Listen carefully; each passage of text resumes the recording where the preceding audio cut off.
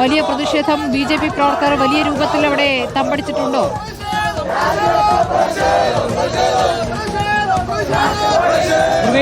ആശുപത്രിക്ക് മുമ്പിൽ, തിരുവല്ല താലൂക്ക് ആശുപത്രിക്ക് മുമ്പിലാണ് ഇപ്പോൾ കടുത്ത പ്രതിഷേധം രൂപപ്പെട്ടിരിക്കുന്നത്. ഡിവൈഎഫ്ഐ യുവമോർച്ച പ്രവർത്തകരാണ് ആശുപത്രിക്ക് മുമ്പിൽ പ്രതിഷേധിക്കുന്നത്. ഇവിടെ കൊടികൾ ഉയർത്തിയും ഒപ്പം തന്നെ നമ്പർ 1 കോഴി എന്നുള്ള ട്രോഫി ഉയർത്തിക്കൊണ്ടാണ് രാഹുലിനെതിരെ പ്രതിഷേധം. MLA സ്ഥാനം രാജിവെക്കണമെന്ന് ആവശ്യപ്പെട്ടുകൊണ്ടുള്ള പ്രതിഷേധമാണ് ഇപ്പോൾ ഇരു സംഘടനകളുടെയും നേതൃത്വത്തിൽ നടക്കുന്നത്.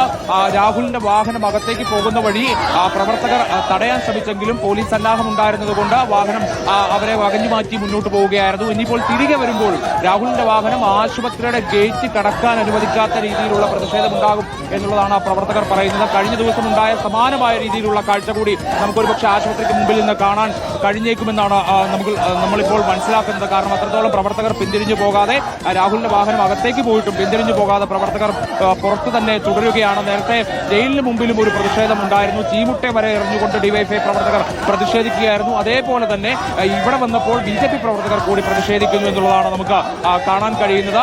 കയ്യിൽ പലതരത്തിലുള്ള പോസ്റ്ററുകളും പതിച്ചുകൊണ്ട് രാഹുൽ മാങ്കൂട്ടത്തിനെതിരായിട്ടുള്ള പല രീതിയിൽ വ്യത്യസ്തമായിട്ടുള്ള പ്രതീകാത്മകമായിട്ടുള്ള പ്രതിഷേധ രൂപങ്ങൾ തീർത്തുകൊണ്ടാണ് ഇവിടെ പ്രവർത്തകർ അണിനിരഞ്ഞിരിക്കുന്നത്. 2 ഭാഗങ്ങളായിക്കൊണ്ട്, ഒരു വശത്ത് ഡിവൈഎഫ്ഐ, ഒരു വശത്ത് ബി.ജെ.പി. പ്രവർത്തകർ അങ്ങനെയാണ് പ്രതിഷേധിക്കുന്നത്. രാഹുലിന്റെ വാഹനം ഇന്ന് പഴയതുപോലെ ജീപ്പല്ല, മറിച്ചൊരു ബസ് തന്നെയാണ് രാഹുലിനെ കൊണ്ടുപോകാൻ ജയിലിൽ നിന്ന് ഇറക്കി ആശുപത്രിയിലേക്കും പിന്നീട് കോടതിയിലേക്കും കൊണ്ടുപോകാനായി പോലീസ് ഉപയോഗിക്കുന്നത്. അത് ഈ പ്രതിഷേധം ഭയന്നുകൊണ്ടാണ്. ഏതെങ്കിലും നിലയിൽ പ്രതിക്കെതിരെ ഏതെങ്കിലും രീതിയിലുള്ള ആക്രമണം ഉണ്ടാകുമെന്നുള്ള ഭയമാണ് അത്തരത്തിലൊരു വാഹനം ഉപയോഗിക്കുന്നത്. പക്ഷേ അതെന്ത് തന്നെയായാലും പ്രവർത്തകർ വാഹനം പുറത്തേക്ക് കൊണ്ടുപോകാൻ അനുവദിക്കില്ല. MLA സ്ഥാനം രാജിവെക്കണമെന്ന് ആവശ്യപ്പെട്ടുകൊണ്ടുള്ള പ്രതിഷേധം കൂടുതൽ കടുപ്പിക്കുകയാണ് ഡിവൈഎഫ്ഐ, ബി.ജെ.പി. പ്രവർത്തകർ, യുവമോർച്ച പ്രവർത്തകർ എന്നുള്ളതാണ് നമുക്ക് ദൃശ്യങ്ങളിൽ നിന്ന് തന്നെ മനസ്സിലാക്കാൻ സാധിക്കുന്നത്. ഈ പ്രതിഷേധം കോടതിയിലേക്ക് കൊണ്ടുപോകുന്ന വഴിക്കും ഉണ്ടാകും. ആ വഴിയിലുടനീളവും പ്രതിഷേധിക്കാനുള്ള തയ്യാറെടുപ്പിലാണ് പ്രവർത്തകർ എന്നുള്ളതാണ് മനസ്സിലാക്കാൻ സാധിക്കുന്നത്.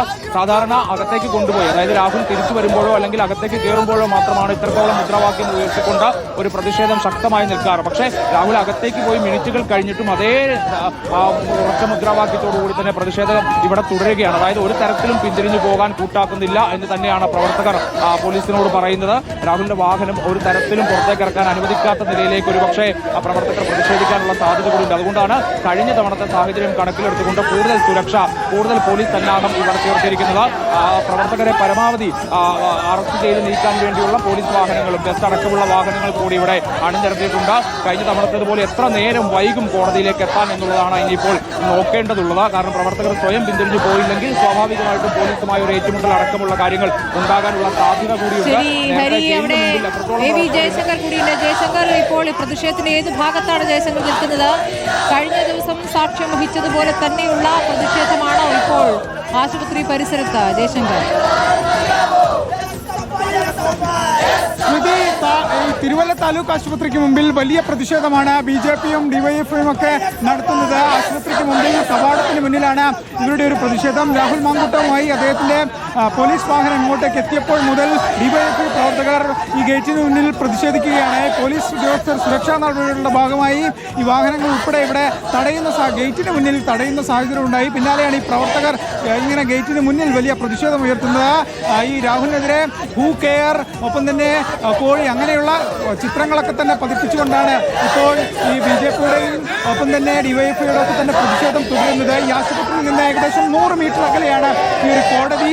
ഈ കോടതിയിലേക്ക് രാഹുലിനെ പോലീസ് വാഹനത്തിൽ കൊണ്ടുവരുമ്പോൾ വീണ്ടും ഈ പ്രതിഷേധം ഇങ്ങനെ തുടരാനുള്ള സാഹചര്യമുണ്ട്. നേരത്തെ ഹരി സൂചിപ്പിച്ചതുപോലെ നേരം ഈ വൈദ്യപരിശോധന തീർക്കണമെന്ന കാര്യത്തിൽ വ്യക്തതയില്ല. കാരണം കഴിഞ്ഞ ദിവസം പത്തനംതിട്ട ആശുപത്രിയിലുണ്ടായ സമാനമായൊരു സാഹചര്യമാണ് ഇവിടെയുള്ളത്. വലിയൊരു സുരക്ഷാ പ്രശ്നം ഈ രാഹുലിനെ കോടതിയിലേക്ക് കൊണ്ടുപോയി ബന്ധപ്പെട്ട് ഇവിടെയുണ്ട്. പത്തനംതിട്ട ഡിവൈഎസ്പിയുടെ നേതൃത്വത്തിലുള്ള ഒരു പ്രത്യേക സംഘത്തെ ഈ താലൂക്ക് ആശുപത്രിയുടെ പ്രധാന കവാടത്തിന് മുന്നിൽ നിലവിൽ നിയോഗിച്ചിട്ടുണ്ട്. 4ഓളം ഡിവൈഎസ്പി ഈ രാഹുലിന്റെ ഇന്നത്തെ ഹാജരാക്കുന്നതുമായി ബന്ധപ്പെട്ട് സുരക്ഷാ ചുമതലയുടെ ഭാഗമായിട്ടുണ്ട്. അങ്ങനെ വലിയ സുരക്ഷ പോലീസ് ഏർപ്പെടുത്തിയിട്ടുണ്ട്. 100ഓളം പോലീസുകാരെ ആണ് രാഹുലിന്റെ ഇതുമായി ബന്ധപ്പെട്ട പ്രതിഷേധങ്ങളൊക്കെ കണക്കിലെടുത്തുകൊണ്ട് നിലവിൽ പോലീസ് ഈ തിരുവല്ല നഗരത്തിൽ വിന്യസിച്ചിരിക്കുന്നത്.